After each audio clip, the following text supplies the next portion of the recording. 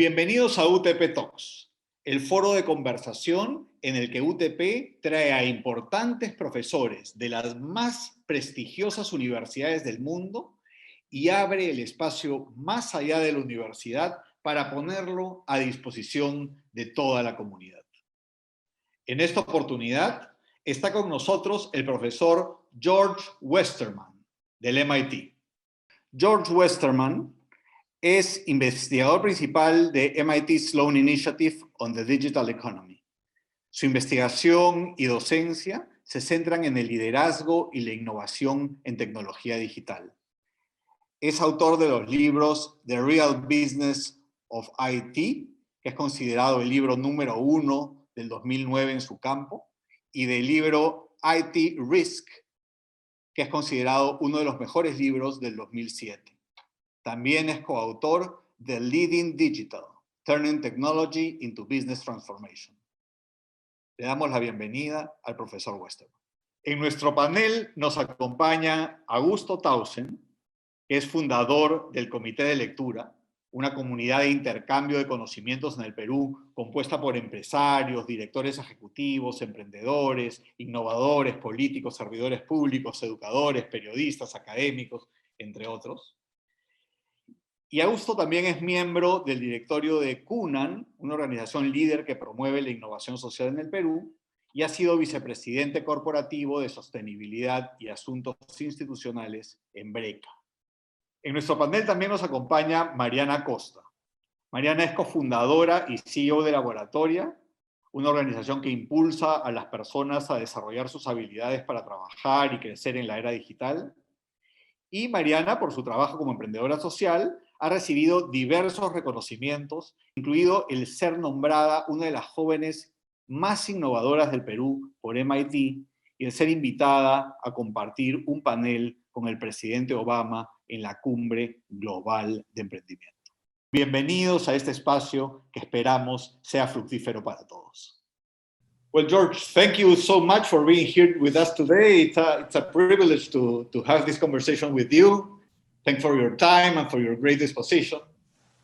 I'm sure that your insights on the digital world and the way we might prepare for it will benefit not only our students, but the whole community in Peru, in Lima, in Peru.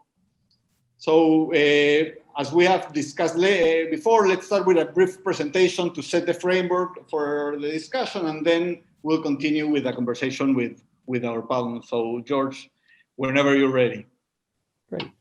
Thanks, Jonathan. It's really great to have the opportunity to be here. I've been to Peru several times. I really love the country, and so I hope this research that I'm sharing can be useful to drive some good conversations in what you're doing. So I teach at the management school. I'm a senior lecturer there, and I teach innovation and leadership topics, especially around digital transformation. And for the last 3 years, I have taken a departure from the Sloan School, and I'm spending most of my time in a new role at the Jamil World Education Lab, where we are trying to say, in this world of digital, how can we rethink the way workforce learning happens around the world? So Jonathan, you asked me to share a little bit on what technology is doing to jobs, and then also what that might mean for the way we learn. So I just thought I'd put some slides together and talk through that. So the first thing to know, and we all know this, is that technology is just the endless agitator of the business world. It keeps moving faster. Technology keeps evolving at an exponential rate, and it can be very hard to keep up. Now, if you just look at your phone or at your computer or anything else, and you compare it to the way it was 2 years ago, it should be twice as powerful as it was before. If you look 5 or 10 years, it's much more. In fact, some of the rules say that technology doubles in power every year and a half. Sometimes it's 2 years, sometimes it's a year and a half, but it's in that range. If you think about that way, if technology doubles in power every year and a half, that means every 5 years, it's 10 times as powerful as it was before. And it means every 10 years, it's 100 times as powerful as it was before.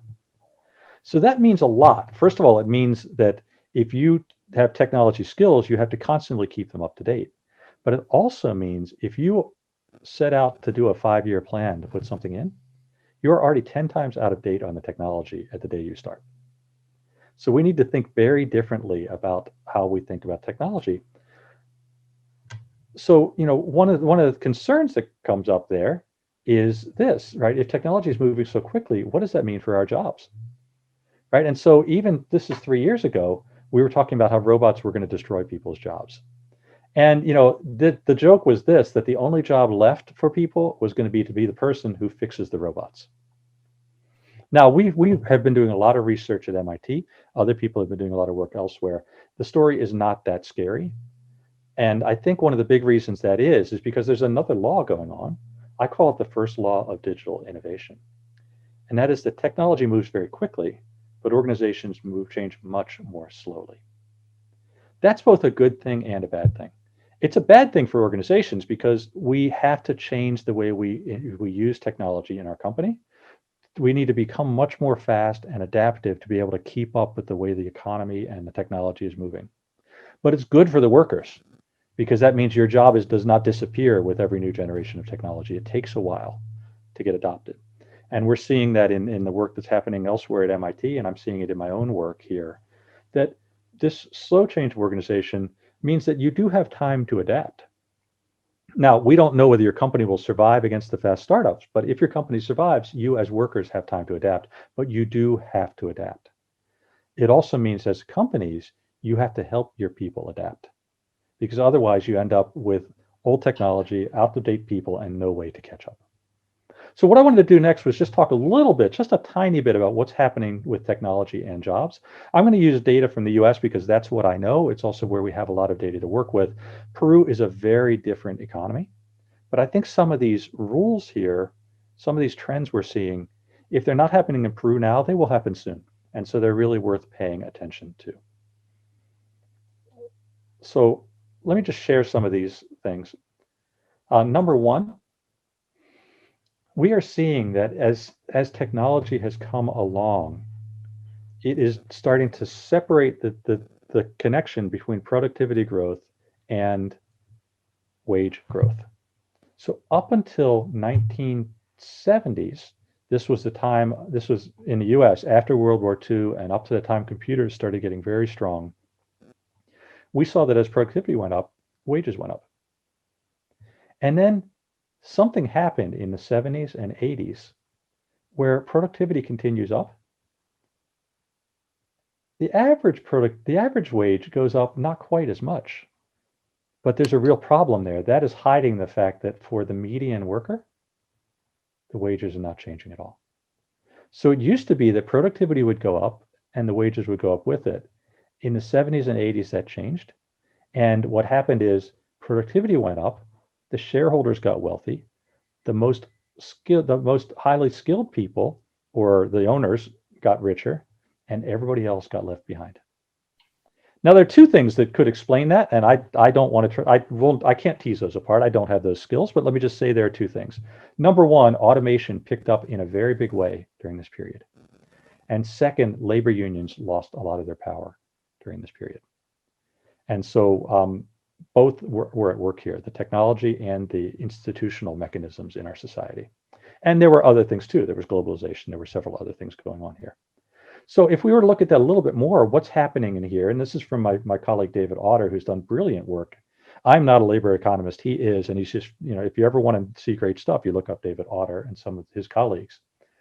What we've seen since the 80s into 2015, the highest paid jobs are growing in employment. The professional jobs, the highly paid professionals, the managers and executives growing in employment. The very lowest paid jobs, these are basically the personal services, the things where you kind of have to touch things to work. So this is home healthcare workers, other people in positions like that you have to actually be there. You got to be hands-on to make it work. That's growing. But and you see, the security and cleaning service is growing slightly, but the middle of the distribution is just going away. This middle of the distribution is largely routine work, either in factories or in offices. And automation is able to do that routine work as well as people can, as long as it doesn't involve a lot of touching things, or as long as it doesn't involve a lot of non-routine touching things. So what happens if you're in the middle? What do you do? If you lose your job in the middle, it's really hard to go get that engineering degree or to become an executive. That's really difficult. Some people can do it, but most people are going to go down. So what happens is you have a lot of people piling up in these jobs here that still cannot be done by computers. And as a result, there are more jobs, but no wage growth there. They're bad. They're poorly paid jobs with a lot of people in them. So this is what we have here, is that the technology is changing things and societal institutions haven't caught up. So people are just piling up at the low end of the wage distribution. To just add a little bit more to that, this inequality that's happening and is growing, at least in the US, tends to last. And so the way you read this is the horizontal is the inequality in the country. And the left is the extent, the immobility in between generations. So down here means doesn't matter how much money your parents made, you can still do really well. Up here, if your parents, you're not going to make more money than your parents. If your parents didn't make more money, you're not going to do it either. And so what we see is this straight line mix here. United States in the middle, Peru's up here. Lots of inequality, very little mobility between generations. And so the story here is not happy. That technology is creating more inequality. And if the societal institutions do not keep up, that inequality will persist for generations. Now, we can't prove that. That's just what these trends tend to show. But it's not a happy situation. And so what we need to do as educators, and also those of us who have any kind of influence over policy at all, we need to do something to help break this, to help the people who are being left behind get the skills that they can get to move up. Because society won't do it for them. We need to find a way that they can do that with our help. So that's why I have spent the last few years, I'm still teach over the Sloan School, but I'm spending most of my time here in workforce learning at the Jameel World Education Lab. And what we are doing is we are trying to figure out how to fix this problem, how to get the right skills to the right people in the right way at scale. Digital technology can help us do that. And in fact, now that we've all gone remote because of COVID, it's actually it's accelerated that process, but we need to do it well. And what we say is there are 3 problems that need to be solved. You need to give people better advice on what is possible for them, given the skills they've got, where they want to go. We need to change the learning process so it works for people, as opposed to people just going and taking the courses the same way they have always been done. And then we need to introduce credentials or improve credentials so that people can show the skills that they have. And a 4th one that we're trying to do here is just put in some infrastructure and tools, some frameworks, some other tools to help people do this better. We don't want to do this work. We can't do all this work for the world. We want to introduce some ideas, have some conversations, some collaborations to help everybody do this for themselves. Okay? So what our vision is very simple to envision, hard to do. She is a person who wants to improve her career. We would like to use what we know about what jobs are in demand and what skills are required for those jobs to give her advice. Here's a good job for you. Or if you have a good job in mind, here are the steps you can take to get there. We then want to change the training so that it's easy for her to get that training.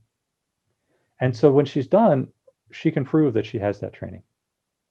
And then we want to be able to use those in a very transparent way so that if she has gained those skills, that can help her get a better job over here. And then that cycle repeats over and over again.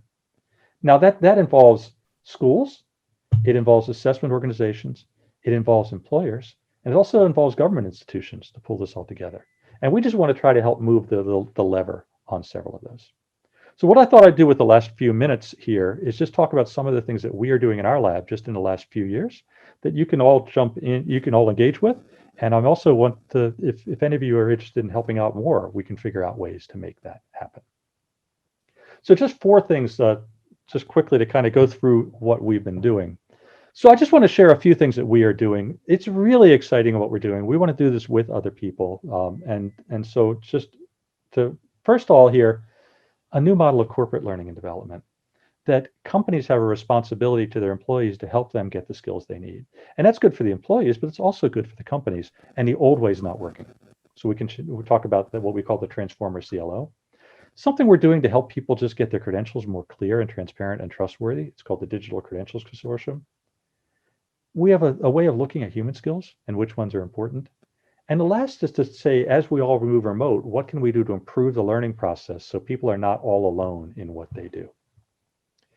So the first is this Transformer CLO, Chief Learning Officer, Transformer Chief Learning Officer.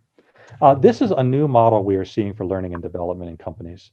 If you are like most companies, most employees in most places, the way you get training is there's a set of courses offered at some point in time. And if you're lucky enough to get into that course, you wait several months and you spend a week in class and you come back and maybe that course is still relevant to you. On the other hand, sometimes we give courses that are just the things you have to take. Cybersecurity training, sexual harassment training, diversity training, these other things that safety training, nobody really wants to take them, but we know we are better if we do take them. And those come to us, but they're the only things that come to us because we have to take them. And that needs to change. What we're seeing is there's a new model emerging, and it's already happening in some companies, where the learning and development process is not about setting up courses for people to take. It's about ensuring people have the skills and the capabilities they need. And we're seeing three changes here. One, the goals of these groups are changing from giving you skills to giving you mindsets and capabilities so that you can learn and you can adapt quickly. Number two, they're changing the learning methods. I have it as personalized, atomized, digitized, optimized. What does that mean? Smaller chunks available when you need them and only for the people that do need them at that moment. It's very learner-centered instead of course-centered. And last, the departments themselves are just becoming faster and more strategic over time. So if you are in a company where your learning and development group is the old group, it's time to get the new group. And if you are in learning and development and you are acting like the old group, change quickly because you will be replaced if not. So that's the one, how to think about it inside companies. Now let's think about it a little bit more broadly than that. One of the challenges we have is a lot of people apply for jobs and they say they graduated from UTP or they graduated from MIT or they graduated from wherever. There is no proof of that. And we can do better than that. So you have to call, if you think to call the university, and if the university answers it, you can do that, but that's a lot of work. And what we're doing with universities around the world right now, just with this set here, but more later, is developing a digital credentials standard so that if you get a diploma, or potentially even each course grade you get, it goes into a digital wallet for you as the learner. And you then can give that wallet, you can give things from that wallet to people to show what you did. And the interesting thing is you only have to show it to people if you want to, and you only have to show the pieces that you want to show. But if you show it, if it's in that wallet, it is guaranteed to be true. You can't lie about that. And so we think this is good for the universities. We think it's also good for the students, and it's also good for the employers. It will put transparency in there and make it clearer. So imagine if this were on the blockchain, for example. It's just there, and we can share it however we want to share it in a secure and safe and accurate way. So this is being launched this year with these universities, and will be then available to the world to use after that. Another one is human skills. We hear all the time that people get hired for hard skills and fired for soft skills. We can teach somebody how to code, but we can't teach them how to be a decent human being. They have to learn that in a different way. And actually, we can teach them that. We just don't always do that in our technical programs. And so we went out and we tried to find the right framework for human skills, for soft skills or social skills in the world. We found 41 separate frameworks that had different things in them. So we took the most common elements, and then we added a few that were clearly missing. We added them in there, and then we validated this with more than 36 experts.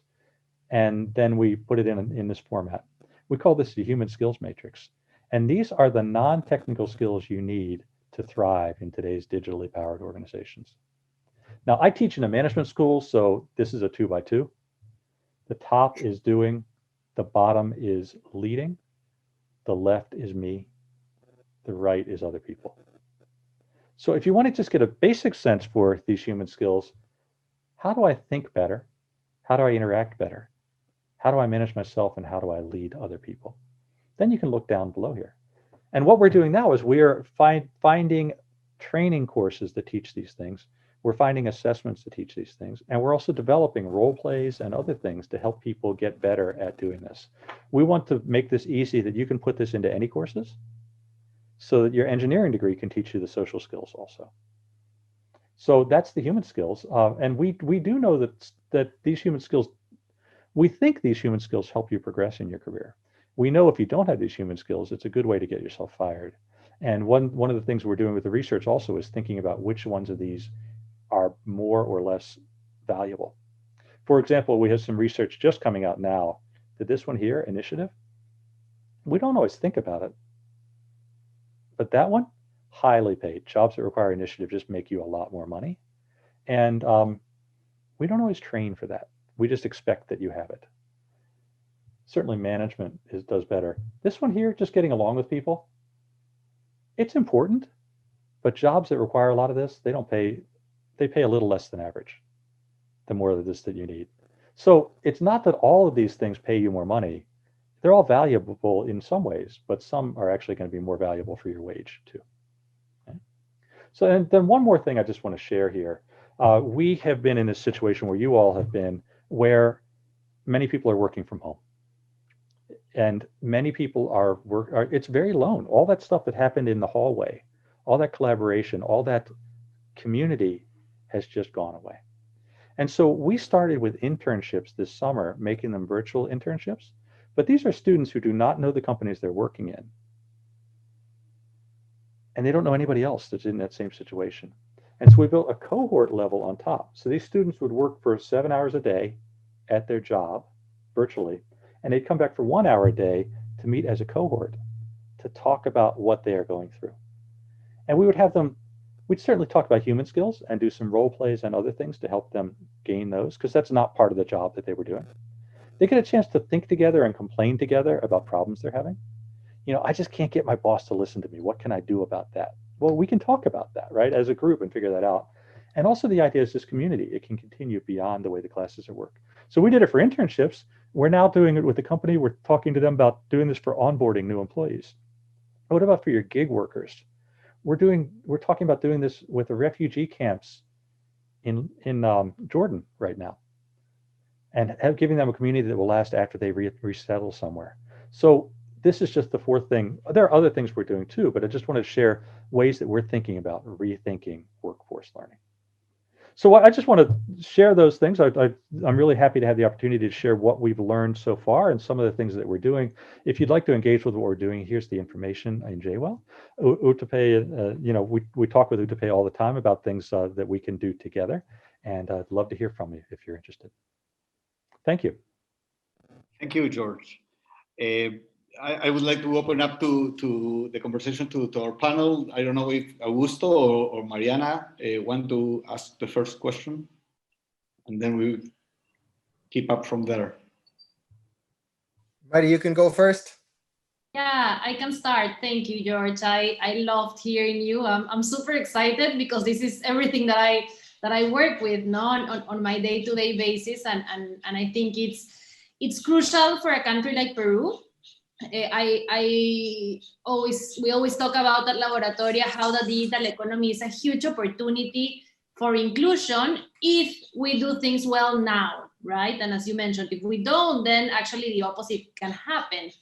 So I have a question regarding a skill that I think is at the base of everything that you've talked about, and it's the skill of learning how to learn. No, with COVID here, we have millions of people at home, and also millions of people with an internet connection and some sort of smart device that they can use to learn. But there is a missing gap in terms of, I think, information, as you mentioned, initiative, habit, the habit of learning how to learn, community, and I personally think of it as a huge lost opportunity. So I'd love to get your perspective on what do you think we can do there to just build this lifelong learning mindset in young people so that they can take ownership and responsibility of their own learning journey, because I do believe that that's what we need given how the world operates today, and even more the circumstances that we're facing with COVID and the economic crisis. Thanks, Mariana, and it's so great to see you here. I love what Laboratoria does. You were recognized as a winner in an MIT contest, actually 2 MIT contests a while back, and what you're doing to help people, help women get into the better jobs, I think it's fantastic. So it's great to be able to see you here. You know, you've hit a really strong point, and there are 2 ways to think about this.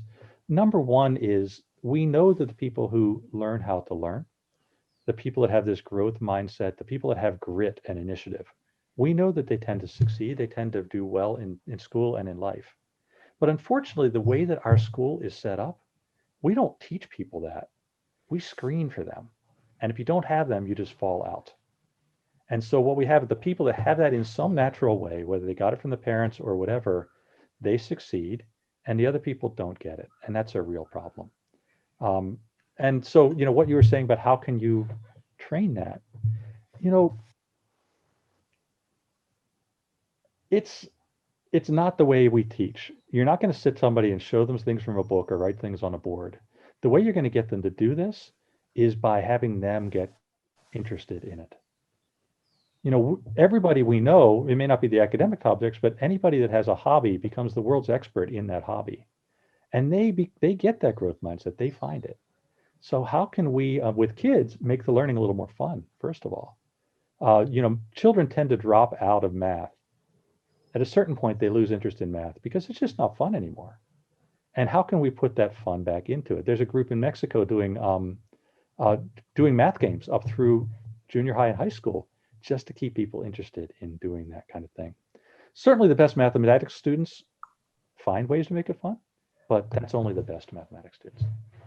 So I'm giving you a really long answer, but what can we do to make it fun? A couple of things we can do. One is make everything more active in the learning process. Number 2, do group work that's less about find the answer and more about come up with an interesting, creative solution to a problem. And number 3, put people in a position where they're going to fail often, and they're going to get comfortable with failing, because failing is okay as long as you're moving forward. That's how you innovate. You got to get comfortable with that, taking chances and succeeding. So that's what I would do. We have to change, you said it, we have to start from grade school. We have to start from 3rd, 4th, 5th grade and change the way they learn. And that means that the nuns who raised me would need to change the way they used to teach me. But we can do that. We can do that. Catch them early.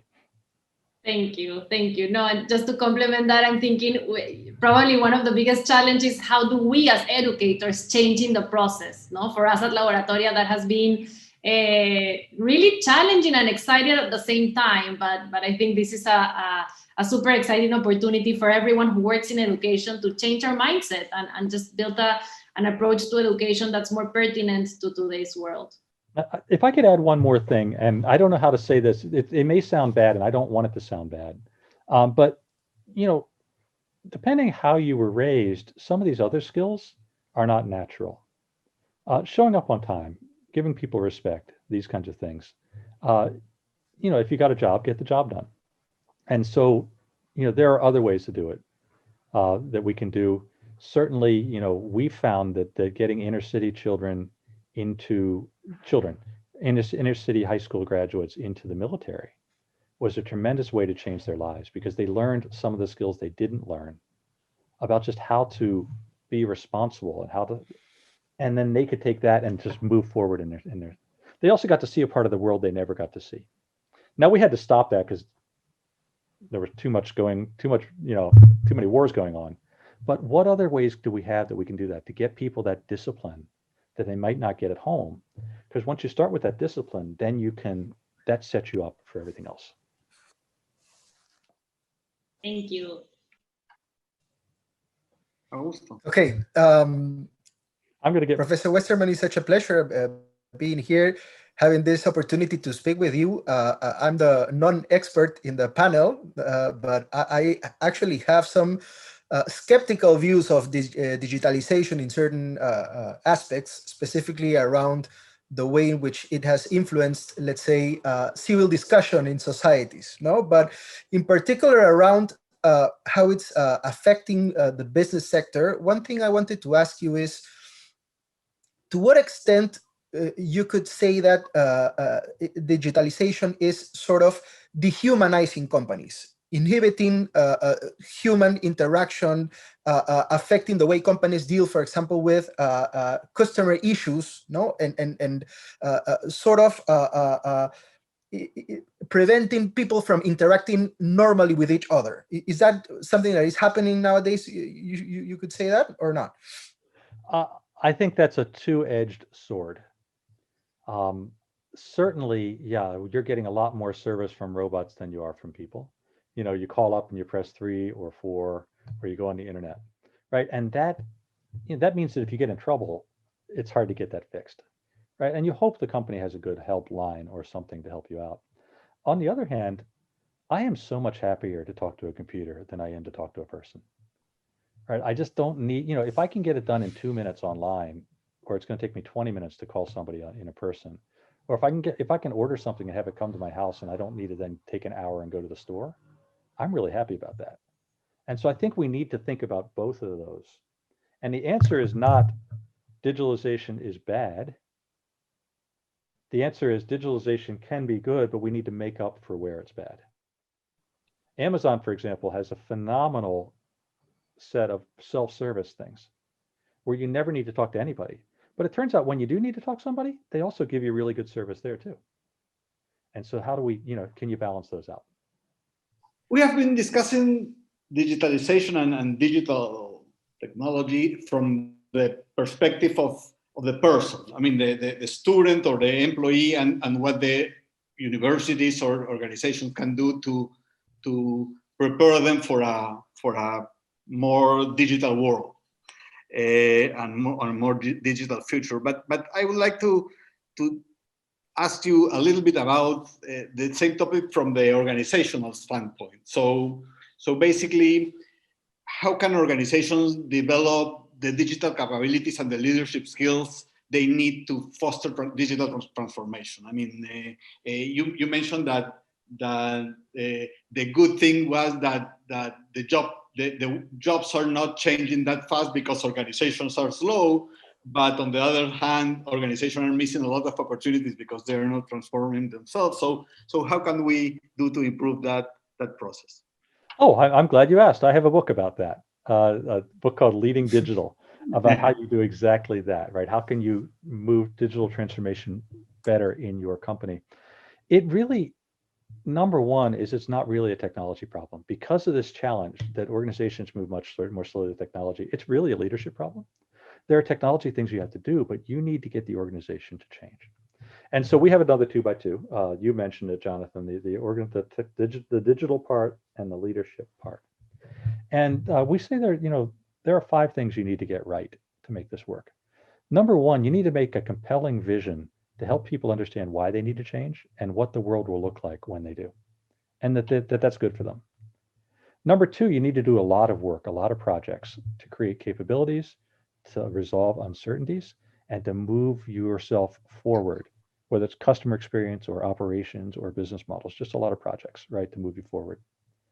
3, you often need to clean up the technology that you have. If it's really messy, it slows you down. And so there's a lot of what we call legacy spaghetti that you have to clean up, make that easier. 4, governance. You need to make it so that you're moving always in the right direction. You're not moving sideways. You're not repeating the same mistakes. And last, you need to get your culture moving quickly and make your culture more capable of moving quickly. So that's a long answer to say it's hard. But those 5 levers, the vision, the projects, the platform, the governance, and the culture will get you there. If I could just put the leadership things in more perspective, the vision sets the direction you're going. The projects are your motor moving you forward. Your technical infrastructure, your systems, that's the road you're on, whether it's really smooth or whether it's really, really bumpy. The governance, that's your steering wheel. And the culture is what's going to give you better gas mileage and better power out of your gas as you're moving forward. Get those 5 things right and you can do it. The one thing that's really important though, if you want to just start this, because that takes a long time, paint a compelling picture on why today is not going to work the way you're doing it today. Paint a very compelling picture on why you have to be different and why that's good for the employees and the company. And then just start moving. Start some projects that move you forward and show to everybody that you can do this. And the rest will then start to follow. I can add in here, because at Laboratoria, we also have an area of work where we work with companies, doing in-company training. And we work around the culture issue, because it's with culture, I think it's easier said than done, and we often think it's the values that we stick up on the wall, when it's actually the ways of working, the actual behaviors that we exhibit. So if you want a culture that's on a continuous learning mindset, you need, for example, to enable people to try new things and not being micromanaging, or really being more open to accept mistakes. That's the consequence of learning. Building a growth mindset at the organizational level. So it's really interesting for me, because many of the things you mentioned need to happen at the individual level, but then also at the company level for change to actually happen. I think that's important. And too many times the people want to do it and the company will not let them. And so you do need to create that company level thing to allow people to do that. So I'm agreeing with you. When I was 21 years old and started working, I had a new degree from college. I had all kinds of ideas about how the company could work better if they would just listen to me, because I was a new guy. I was coming from the outside, and there were some stupid things. And what I learned very quickly in the organization was they just told me to shut up. Cut it out, kids. You don't know how things work here. I don't want to listen to you. And so I learned very quickly just to shut up. And so that's a good way to kill innovation, and we do it all the time. We need to listen to those ideas more. We need to empower those people that have the energy, the culture you're talking about, Mariana, to do some great things and to make some great things happen. And how do you manage, Professor, to fast track that process, that different step process? Because many companies have been forced to do this because of the pandemic.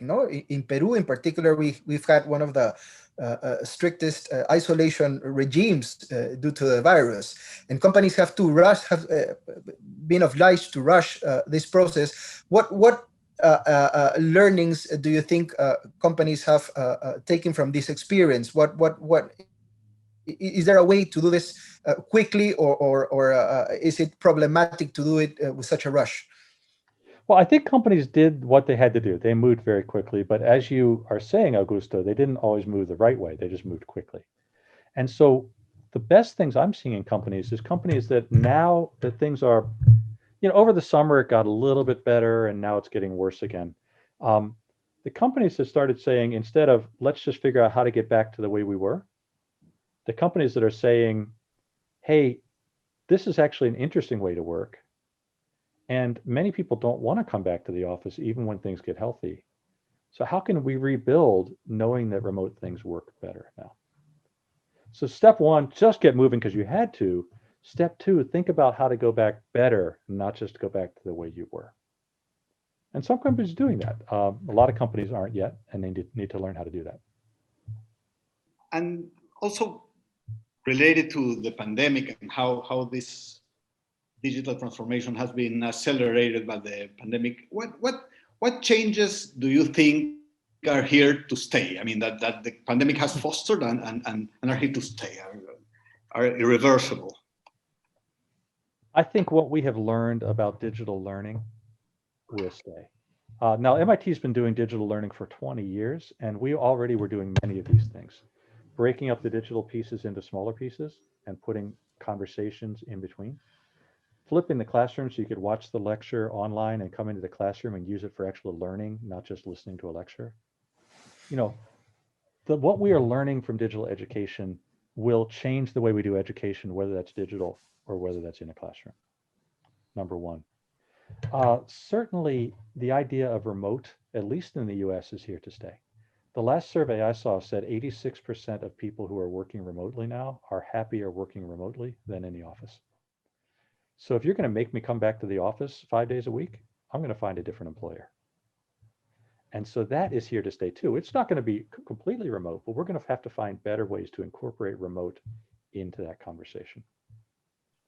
Other ones, I don't know. My wife is a doctor, and she's doing a lot of treatment, a lot of diagnosis, and a lot of care over Zoom now. Will that stay? I don't know. But certainly, if I have a patient who needs a diagnosis and it has to do 4 or 5 follow-up visits, it might be nice to go into the office for the first step and do all your follow-ups from home. And so that might stay too. So I think remote's here to stay, and we have to find a way to incorporate it in. Right now we're doing it all remote. We need to find a way to incorporate in the same way we incorporated e-commerce into our retail. It was unique and we wondered about it, and now everybody does it. The same way we incorporated the internet and email into the way we work. We'll find a way to make remote the same way. Super interesting. Yeah. No, thank you. That's very enlightening. Actually, those comparisons gonna be. I agree. That's the way that things are gonna turn out. I have a question about scale. As I mentioned at the beginning, I think that I mean in our work, so we do boot camps, right, to train young women from underserved backgrounds as software developers. We also have in-company trainings more around learning to learn and adaptability and so on. Especially in the boot camps, I think we have a solution that's really powerful to get someone that's either out of the labor market or underemployed into a well-paying, not only job, but career track. But it is so hard to scale, no? Particularly because I think what makes it special, it's the level of personalization that it entails, that the community element, no? Even now that we are remote, it's still challenging to scale because there's a lot of, most of it, it's in synchrony, you know, it's not asynchronous learning, but it's in-time online learning. So I was curious to know what insights do you have there? What else can we do to scale solutions that we think are valuable, but that need to reach not thousands of people a year, but millions of people a year to actually have a significant impact at scale? I can give a short answer, but I want to turn it back to you, Mariana. I mean, certainly the way you scale this is by either making it standard and so then you can broadcast it in a very easy way, or you make it small pieces that people can pick up and you can give them some guidance to do those small pieces. But you're making this work, right? You're taking this very strong in-person environment, creating this community among all the workers. You've gone remote and it's still working. So what are you doing? How are you making that work? Yeah, I think, you know, part of the answer, it's what makes it hard to scale massively, no? We have a ratio of one coach for around every 10 to 12 students. So it's very personalized. And I think it's that level of attention, even though the program fully revolves around self-learning, there are no real classes. But the coaches play a crucial role for our students to feel that they have someone to go to, you know, there's guidance, there's an environment where they can feel safe. So I think that's part of the success factor, why the program really has a profound impact in those 500 students we serve every year. But we've tried several avenues to go from 500 to 2,000, and we failed because then it becomes less personalized. I think there's always this tension between quality and quantity. So unfortunately, I don't have the answers yet. I have some guidelines, but it's I think the most challenging aspect for many social entrepreneurs and educators overall. Well, so I hear you saying that there's something about that 10 to 12 to 1 ratio that's important. That if you go to 20 or 30 to 1, it doesn't work. And so I'm hearing the bottleneck is those mentors or the coaches. Is that what you're saying? Yes, I think that's actually a huge part of it. And so I wonder, you know, I don't know the answer, but how can we produce more coaches? Can graduates become coaches part-time? Or can we change the curriculum around so that the coaches can span themselves more widely? There's one group doing human skills training now in Asia that the model is usually you train a trainer and then the trainers teach other people. What this group has now done is they have workbooks, so groups of people will get together and train themselves. And so now you're just passing out workbooks instead of having a trainer. So, maybe there's either, I'm making this up, but scaling the trainers or finding ways to flatten it. I have a feeling you're going to figure this one out. I was thinking about government and what is happening to governments in this specific time with these challenges around digitalization. Do you see government reacting in a proper way around these challenges, or what is happening over there? Our government is very troubled. And so our government is not doing anything very well right now. And it will be a little bit over time. Hopefully we can fix that. And hopefully we can get to the point where we do start trying to tackle some of these societal changes, societal problems in ways that we have not before. I think, there are other models in Europe, in some part, in Europe especially, but, I hear Singapore, some other places that are doing a better job of this. But I don't know what those answers are. We need, the free market is a really valuable thing. And taking that away is a very, very bad thing. But government has a role to fix some of the problems that the free market breaks. And that's why I'm not a politician, because I don't know those answers. I just know that they need to be done. Do you know, following up that question, do you know of any government that is through digitalization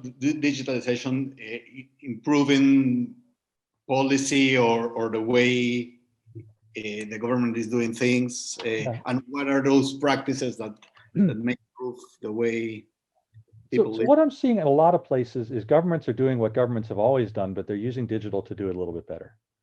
So, in New York, from what I understand, there might be 100 different programs that might be able to help you with a problem that you have. But they're all run by different parts of the government.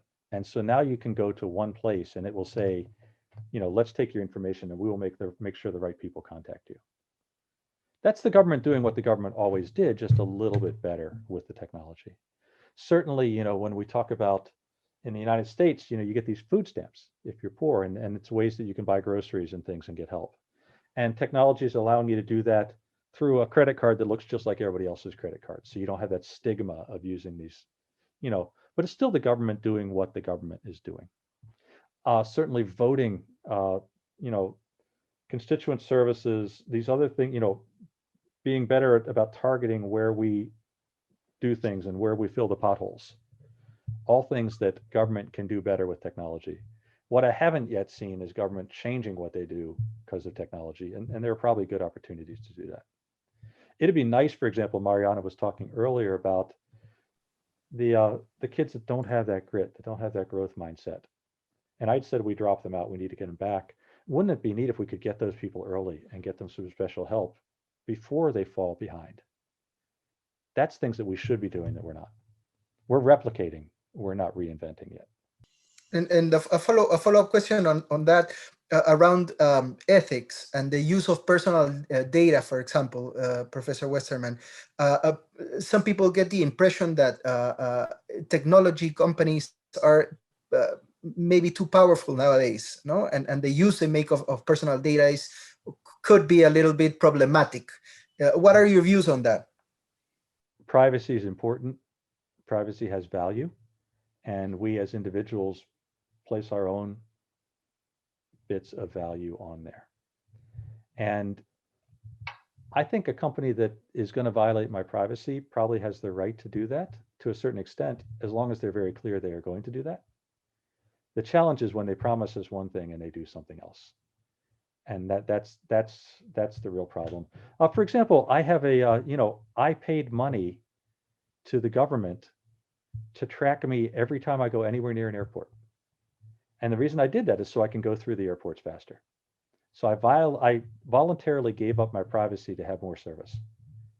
But that's okay, because I wanted that and I was willing to get that. On the other hand, if Facebook, sells my data and sells my pictures of my kids to use somewhere else, they haven't sold the pictures of my kids yet, but they've done other things, that might be over the line. And we need to be careful about that. Certainly Europe is thinking about this much differently than the US is. I don't know what the policy is in Peru, but the answer is going to be in the middle. It's not going to be one end or the other.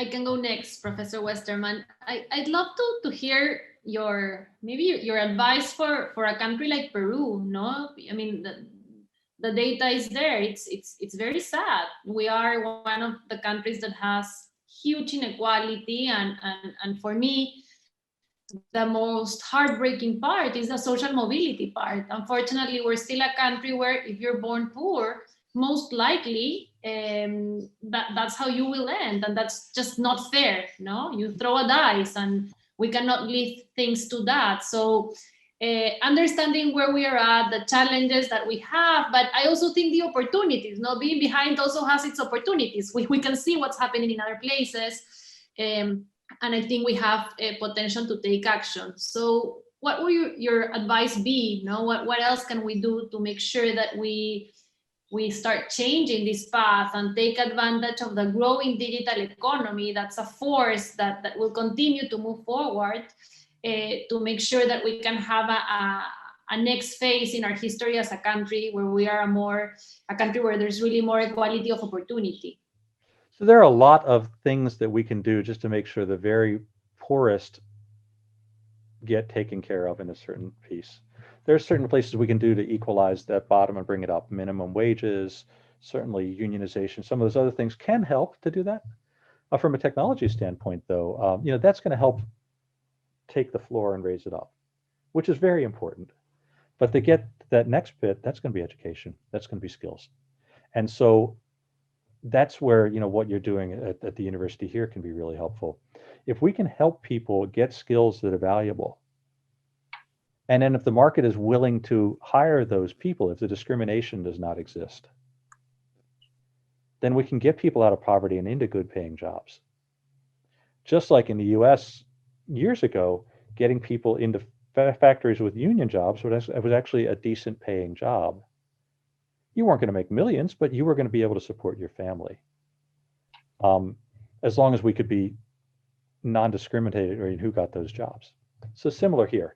We do not want to educate everybody because we want to educate those people who are going to be able to use those skills and succeed.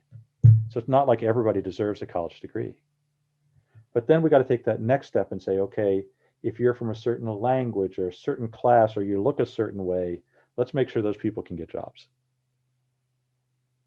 There may be, certainly in the US, we had issues there that even if you were educated, you couldn't get jobs because you were the wrong color or whatever. So those are two things. Let's get people the education if they can do something good with it. And second, if there are discriminatory practices going on, what can we do to overcome those? I don't know whether you heard, but there was a really interesting experiment that was done with orchestra players, where you audition for orchestras, and there was certainly a bias in who got hired. And then they started doing the orchestra auditions with a curtain between you and the judges.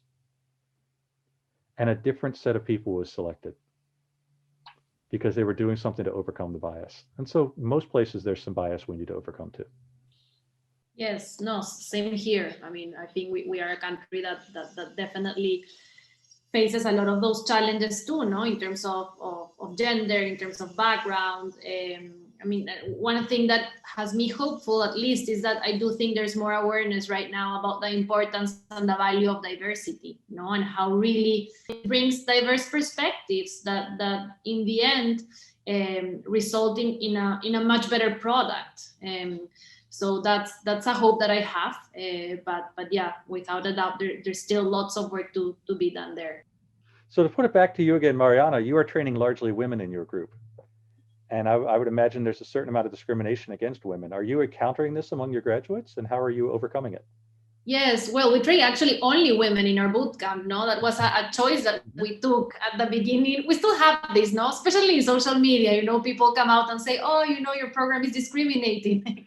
And we obviously have to explain, but I think it was the best choice because our first cohorts did face difficulties. You know, many of them were the first women to join a team of 25 guys because that's how the world of software looks like, unfortunately. Now that we have nearly 2,000 graduates, that has changed, no? Most of our graduates go on and work in teams where there are other alumni, or alumni actually come back and hire. So I think that the path is changing quickly, and there are many more organizations now to also working in the women in technology space. And companies actually also start realizing the real business value, no, in terms of culture, in terms of perspective for the product. So I think we are in a much better standpoint today than we were 5 years ago. But of course, there's still work to be done. And I think it's critical to prevent these biases and these stereotypes from becoming more entrenched, no? But if going back to the beginning of our conversation, when we're talking about the person and the employee and the individual person who is going to thrive or not in the digital world. I mean, what advice would you give to a young professional who is starting their careers and is getting into, you know, either their own entrepreneurship or a big organization, and it's willing to do their best? What would you say are the 3 or 4 pieces of advice or tips that you would say that they should incorporate to do their best in the digital world? So number one, if you can do it, try to build skills that are growing in value over time. So if you're training to be somebody who does routine work, what you're doing is you say that I'm training to be somebody who will be replaced by a computer in the near future. So what are some growing skills? Certainly programming is a good way to, you know, get yourself going. But at a certain point, a lot of that will become automated, and then we'll move into more creative ways beyond that. You know, the more analytical things can be very helpful as long as it's not routine, right? So number one, if you can, choose something that's going to grow as opposed to be stagnant. Number two, never stop pushing, never stop learning. That, you know, you're not going to start out at the top of a company. You're going to start at the bottom of a company and work your way up. Or you're going to start out with a very small company that you create that struggles really hard before it gets really rich. So number one, move into a growing field. Number two, never stop growing, never stop adapting. And number three, pay attention to people along the way. That nobody survives by doing things on their own, and nobody survives by being purely technically good. You got to evolve the soft side of yourself as well as the hard skills you got. Maybe a quick question on the specific role of the CIOs in this scene, because there's been a lot of I've read a lot about CIOs, then different terms being introduced, no? And I would like just your view on how this specific role inside companies is changing over time. Wow, we're all over the place. Yeah, we're going from society to students to companies, and they're all really good questions. CIOs, you mean the Chief Information Officer? Is that what you mean? Yeah. Yeah. When I first started in companies back in the 80s and 90s, you had your people that did the work and you had your people that ran the computers, and they were two different people. And they didn't really talk to each other much. And what we've learned is that the more you can work together with your technology and your business people, with agile methods, with better alignment between them, that's better. Then along came digital and digital marketing and those things. And they said, well, we're faster than those IT people, so we're going to do that, and we'll leave all those IT people in the basement. And we found that failed also. So my advice would be, yes, you have to have your specialty, but it's the job of the leaders in the company to make sure those specialties are working together. And if you find your people saying, well, that technical guy, I don't want to talk to him, he's a boring geek, you need to fix that. And if you have a technical person who says, those people aren't as smart as me, and so I know the answer, I'm just going to tell them when I'm done, you need to talk to those people too. And so as a leader, you need to make sure those people are working together and build that culture and build those processes together. Thank you so much. It's been a pleasure to have you here. I think that your insights and your perspective are going to be very informative, not only for our students and our university community, but for the whole, so the Peru and the whole country. So So thank you, and I hope that we can get together again to keep discussing this kind of interesting perspective about what's going on in the world. And, well, this is a really fascinating conversation. Thanks for the opportunity to be here. And thank to our panelists as well. Gracias al profesor Westerman, a nuestros panelistas y a todos ustedes por haber participado de este encuentro. Sigan atentos a nuevos conversatorios de UTP con los más destacados académicos del mundo. Pronto tendremos más novedades.